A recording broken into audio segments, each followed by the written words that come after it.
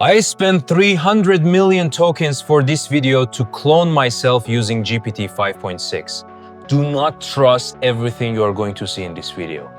Now, find the real me versus my clone versions. Do you think I'm real or AI? Only one of these is real, or maybe none. If you can't tell, this might be the last video I ever need to record myself. What I will show you is purely generated by AI. Here's the prompt I use. I didn't write, film, or edit what you're about to watch.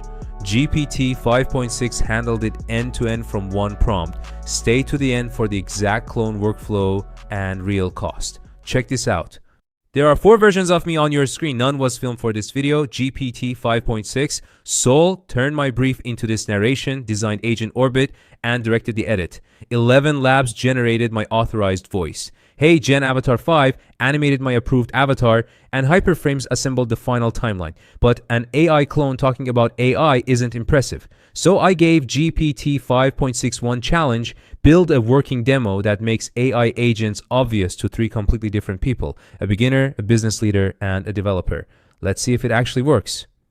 I asked GPT 5.6 to organize the project into 4 roles: planner, researcher, builder, and reviewer. Each one gets my face. Here's the finished interface. The mission: publish a product launch page by Friday. Beginner mode turns the workflow into a team project. The planner divides the goal, the researcher gathers the facts, the builder creates the page, and the reviewer runs the release checks. 1 goal, 4 responsibilities, and every handoff visible without a wall of AI jargon. Now watch the failure path. I inject a bad claim. The number 1 AI tool, the reviewer, blocks it, identifies the missing evidence, and routes a correction back to the builder. That failure is the important part. An agent team isn't automatically trustworthy. Verification has to be designed into the workflow. Switch to business mode, and the same system becomes an operating map. Owners, approvals, deadlines, cost, and risk. The idea hasn't changed. Only the explanation has. Developer mode exposes the machinery. The task payload, tool permissions, structured result, failed validation, and retry. Select any role to inspect what it owns, what it passes next, and which permission it has. This is where GPT 5.6's design judgment becomes visible. It didn't simply apply 3 different themes. It selected the right amount of information for each audience while preserving the same mental model underneath. And to be precise, this is a real, working interactive page created for this video. The scenario is fixed, and the animated agent activity is an educational explanation, not fake footage of live research. So what did GPT 5.6 actually do? It translated my brief into Agent Orbit, wrote the narration, defined the interface logic, organized the build, and helped run quality checks. ElevenLabs generated my authorized MG voice. HeyGen Avatar 5 animated this approved clone. HyperFrames combined the avatar, demo, selective captions, and motion graphics. I didn't record a single new camera frame for this video. That's the unsettling part. The clone is already convincing, but the impressive part is that it has something real to show. Now be honest, did 4 versions of me make AI agents clearer or just stranger? Comment clearer or stranger, and I'll let the winner decide my clone's next challenge. Here is the receipt. GPT 5.6 turned one brief into the script demo, shot plan, and checks. ElevenLabs generated my voice.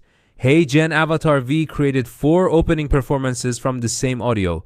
HyperFrames synchronized and rendered everything locally.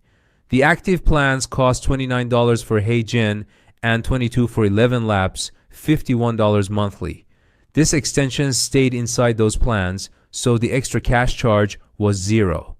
HyperFrames added 0 local cost. Codecs provided no separate per video invoice.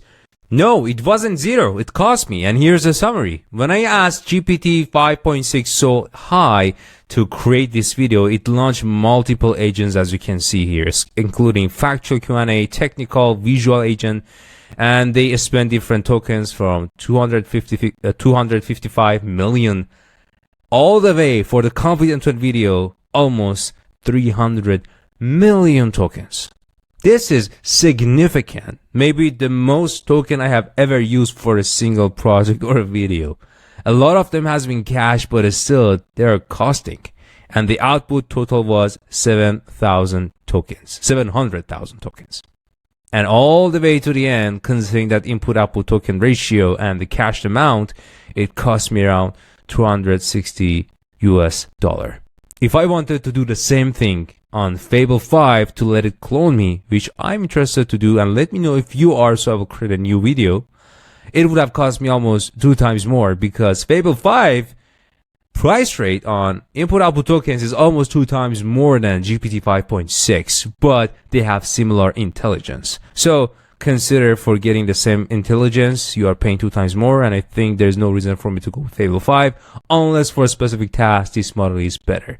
So imagine GPT 5.6 is at Fable 5 level, but at cost rate of around Claude Opus 4.8.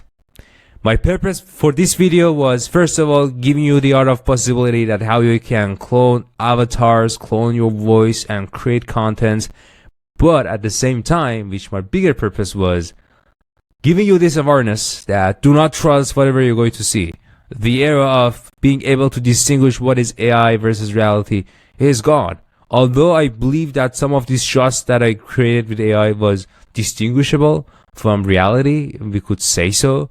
But if I spend more time, even for the same video, using the same models to make the tonality of my voice and the avatar movement of my facial expressions and body language more natural, it would be not even feasible for myself to see if it's me or my clone version. I hope you enjoyed this video. If yes, I would be very thankful if you click on like, share your thoughts, questions in the comment section below. And if I'm gonna record a new video or my clone version comes to record, you won't miss the next one if you subscribe. Thank you so much.